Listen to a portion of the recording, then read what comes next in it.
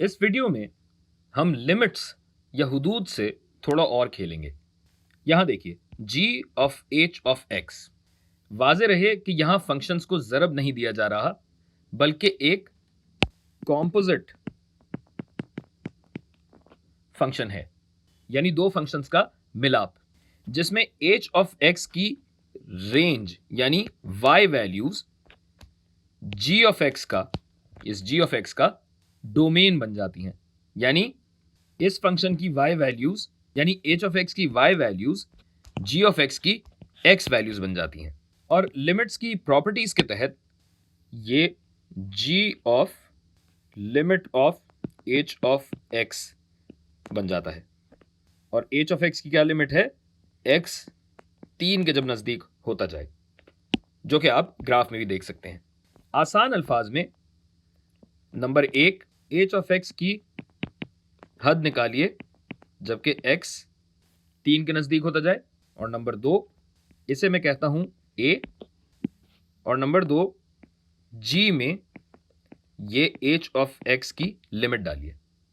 तो जैसे जैसे x 3 के नजदीक होता जाता है, हम देखते हैं कि h ऑफ x 2 के नजदीक होता जाता है, यानी a हुआ 2, और अब हमें g ऑफ 2 निकालना होगा।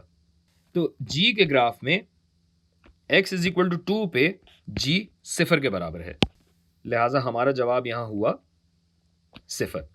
याद रहे कि ये तो लिमिट थी, लेकिन ये लिमिट नहीं है। यहां पे g 0 के बराबर है, जो कि आप ग्राफ में भी देख सकते हैं। यहां कोई हद नहीं है। इसी तरह अगले सवाल में ये क्या बनेगा? h of limit of g of x, यानी g ऑफ x की हद, और हद कहां पे? x जब -1 के नजदीक आता जाए। तो ये आप देख सकते हैं।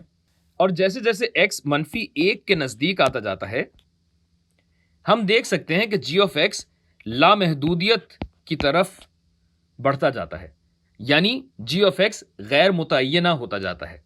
बाईं जानिब से आए तो g ऑफ x मनफी लामहदूद की तरफ बढ़ता है, जबकि अगर दाईं जानिब से आए तो g ऑफ x मुस्बित लामहदूद की तरफ बढ़ता जाता है।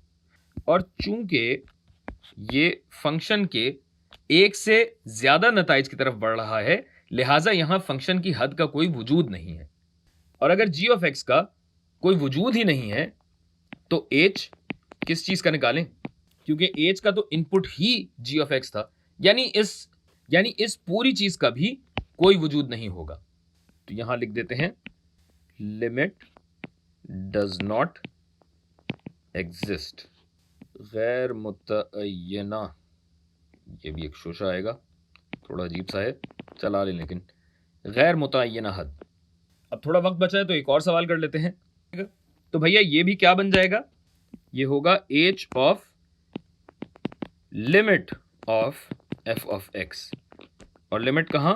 जब x -3 की तरफ बढ़ रहा हो। अच्छा, यहां ये कंफ्यूज मत हो जाइएगा कि -3 पे तो फंक्शन 4 के बराबर है। हम फंक्शन की वैल्यू नहीं, हम लिमिट निकाल रहे हैं।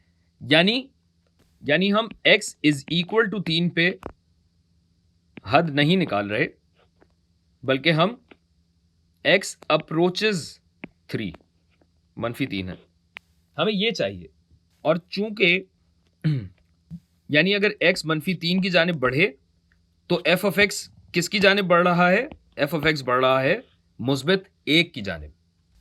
लिहाजा f ऑफ x की हद x अप्रोचेज -3 पर किसके बराबर है? 1 के बराबर है। ये क्या था हमारा? ये a था। अब हमें दूसरा काम क्या करना है? h ऑफ a निकालना है, यानी जो हमारे फंक्शन की लिमिट थी वो h के लिए x बन गई। ये 1 पे हमें फंक्शन की वैल्यू निकालनी है। और जब 1 को हम देखें तो यहां पे तो h ऑफ x गैर मुतय्यना है, मुस्बत भी और मनफी भी, यानी एक वैल्यू भी नहीं है। और अब हमारा जो h of f of x है वो अनडिफाइंड है, गैर मुतय्यना है, यानी इस लिमिट का कोई वजूद ही नहीं है।